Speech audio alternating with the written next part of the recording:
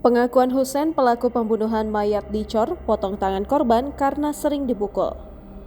Pelaku pembunuhan mayat dicor Semarang, Muhammad Husein, ia mengaku sering dimarahi dan dipukul korban. Husein mengatakan sudah bekerja ikut korban selama 1 bulan atau sejak saat bulan Ramadan kemarin.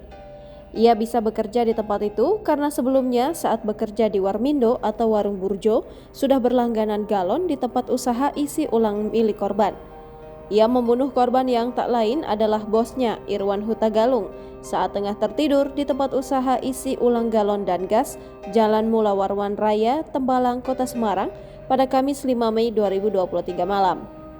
Pelaku mengaku tidak menyesal membunuh korban, sebab ia memiliki dendam kesumat terhadap korban. Bahkan, ia sempat minum kopi selepas membunuh di angkringan sisi utara lokasi pembunuhan. Pelaku Husein sempat sembunyi beberapa hari di rumah temannya di Banjarnegara. Ia juga membawa kabur motor Yamaha Bison warna putih milik korban. Nyesel gak mas? Nyesel gak? 300. Mas, itu kenapa tangannya yang dipotong kenapa?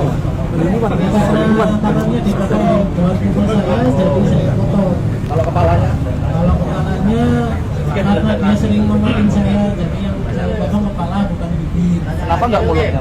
Kan susah. Nyesel gak? Nyesel apa puas mas? Puas mas. Mas. Puas. Mas. Nyesel mas. Ya.